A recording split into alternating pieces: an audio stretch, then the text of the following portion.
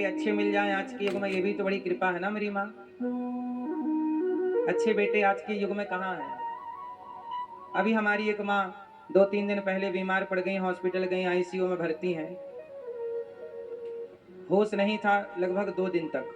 मैया बेहोश थी, कोमा में थी, ये समझ लीजिए। 2 दिन बाद भी होश आया। माँ ने पूछा घर से कोई आया, कोई आया हो तो कहें। कोई नहीं आया। 3 बेटे हैं मैया के। गौरी गोपाल आश्रम में जो माताएं रहती हैं उनमें से एक माँ बीमार पड़ी, कोमा में गई, फिर वापस अब होश है मैया को, अब ठीक है। हम तुरंत हॉस्पिटल लेकर गए मैया को। अपने एक बेटा माँ को देखने तो आया और देख के चला गया। हमने कहा ले जाओ माँ को, सेवा कर लेना, थोड़ा टाइम बचा है। बेटे ने मना कर दिया। 2 बेटे तो आए ही नहीं, कोई आने को तैयार नहीं। सोचिए, एक बेटा वो है जो अपनी माँ को बीमार, मतलब जब सबसे ज्यादा जरूरत, आखिरी सांसें चल रही, तब भी बेटा आने को तैयार नहीं। एक वो बेटा है जो आखिरी दर्शन भी माँ के नहीं करना चाहता, और एक बेटे आप लोग हैं जो अपनी माँ को लाकर भागवत सुनवा रहे हैं। तो आप जैसे भले लोगों के बल पर यह धरती टिकी है, वरना कब का ये धरती में तो पाप खूब बढ़ ही चुका है। इसलिए मानव का जीवन है। अब सोचिए, ऐसी बेसहारा, सोचिए मैया की इलाज 30,000 रुपए पर डे का खर्चा है डॉक्टरों का। 90 लीटर पर है ना मैया, पर डे। बेटों से 1 रुपए भी हम किसी माँ से लेते नहीं, और किसी बेटे का 1 रुपए का सपोर्ट नहीं है। आप लोगों के सहयोग के बल पर यहाँ 300 माताएं रहती हैं। उनकी बीमारी आने पर तुरंत इलाज सब फ्री। आपसे भिक्षा मांग मांग कर ये दास अनिरुद्ध सेवा करता है। मुझे लगता है कि भगवान ने मुझे यही काम करने के लिए धरती पर भेजा है। हर व्यक्ति का एक उद्देश्य है, इसलिए कहता हूं अपने आने का उद्देश्य पहचानो कि आपको ईश्वर ने क्यों भेजा है। बिना कारण के कार्य तो होता नहीं है। यदि आप इस संसार में आए हैं तो आपके आने का कोई तो कारण होगा। क्यों भैया, होगा कि नहीं? आप लोग अपने अपने कारण को जान लीजिए कि मेरे आने का कारण क्या है। अब अपना अपना कारण समझ लो, और जो ईश्वर ने जिम्मेदारी दी है वो जिम्मेदारी निभाओ। इसलिए कहता हूं, आप जहां हो भटकने की जरूरत नहीं है। जहां हो वहीं रहकर अपने कर्तव्य का पालन कीजिए। उदाहरण से मैं आपको समझा दूं, 1-2 लाइन में आप समझ लेंगे। जैसे आप डॉक्टर हैं, ईमानदारी से मरीज की सेवा कीजिए, ये मानकर कि ये भगवान का स्वरूप है। आप बेटा हैं, ईमानदारी से अपने माँ बाप की सेवा कीजिए, ये मानकर कि ये भगवान का स्वरूप है।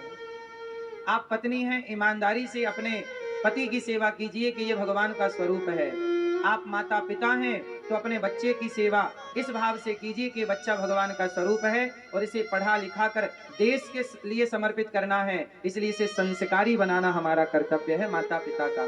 यदि माँ बाप अपने कर्तव्य का पालन करें, पत्नी अपने कर्तव्य का पालन करे, पुत्र अपने कर्तव्य का पालन करे, तो बताइए कोई झंझट है कहीं?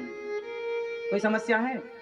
समस्या तब आती है जब लोग अपना कर्तव्य भूल जाते हैं।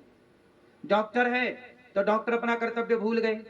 अब वो ऑपरेशन की जरूरत नहीं है फिर भी ऑपरेशन कर रहे हैं कुछ डॉक्टर। किडनियां निकाल निकाल बेच देते हैं। नहीं सुना आप लोगों ने? कितने हॉस्पिटलों में ये सब केस सुनने में आए। मुर्दे को भर्ती कर लेते हैं कुछ डॉक्टर। मतलब डॉक्टर यदि ईमानदारी से अपना कर्तव्य करे तो वो डॉक्टरी करता हुआ भी तो भक्ति कर रहा है ना ईमानदारी से। लेकिन जब वो किडनियां बेचने लग जाए, जब वो बेवजह मरीज को मरे को भर्ती कर ले पैसों के लालच में, तब तो वो घोर पाप कर रहा है ना। मैं नहीं जानता कि मरीज जिंदा है कि, अब मैं माँ को तो लेकर गया हॉस्पिटल, मुझे तो नहीं पता। डॉक्टर ने बताया कि इनका ऑक्सीजन लेवल कम हो गया, मैं तो वही जानूंगा ना जो डॉक्टर बताएगा, मुझे तो पता नहीं है। डॉक्टर कहेगा कि ऑपरेशन करना है तो मैं कहूंगा कर दो। अब मुझे नहीं पता कि ऑपरेशन की रिक्वायर है कि नहीं, जरूरत है कि नहीं, पर ये डॉक्टर को पता है। और यदि वो मुझे गलत बताए पैसों के लालच में ऑपरेशन की जरूरत नहीं है फिर भी कर दे, तब तो वो पाप कर रहा है ना। मेरी क्या गलती? वो तो मेरे से कहेगा कि 2 लाख दो, 5 लाख तो मैं तो दे दूंगा, लेकिन वो 2-5 लाख वो पाप का कमा रहा है कि नहीं? जरूरत नहीं थी फिर भी तुमने फाड़ डाला, सही है ना? तो ये पाप है। जहां हो ईमानदारी से काम करो, यही तुम्हारी भक्ति है। अपने अपने कर्तव्य का, जैसे ये दास, भगवान ने मुझे गौरी गोपाल आश्रम में सेवा के लिए भेजा है, मैं देखो ईमानदारी से सेवा करता हूँ। समय से माँ को दवाई, समय से माँ को नाश्ता, समय से माँ को भोजन। भगवान ने मुझे यहाँ सेवा दी है, रसोई की मैं सेवा ईमानदारी, सबको 24 घंटे भोजन मिल रहा है, गरम-गरम भोजन मिल रहा है। यहाँ पर 150 बच्चे पढ़ रहे हैं गुरुकुल में, प्रॉपर उनकी पढ़ाई चल रही है, प्रॉपर। अन्य स्कूलों में जो बच्चा 1 साल में पढ़ता है, मतलब संस्कृत व्याकरण, यहाँ वेद पुराण पढ़ाए जाते हैं, व्याकरण पढ़ाई जाती है संस्कृत की। तो यहाँ पे अलग तरह की पढ़ाई हम लोग गुरुकुल में पढ़ाते हैं बच्चों को, वैदिक पढ़ाई।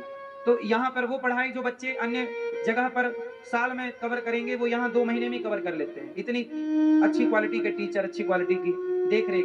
तो ये सब काम ईश्वर ने हमें दिया है, हम ईमानदारी से उसे निभा रहे हैं।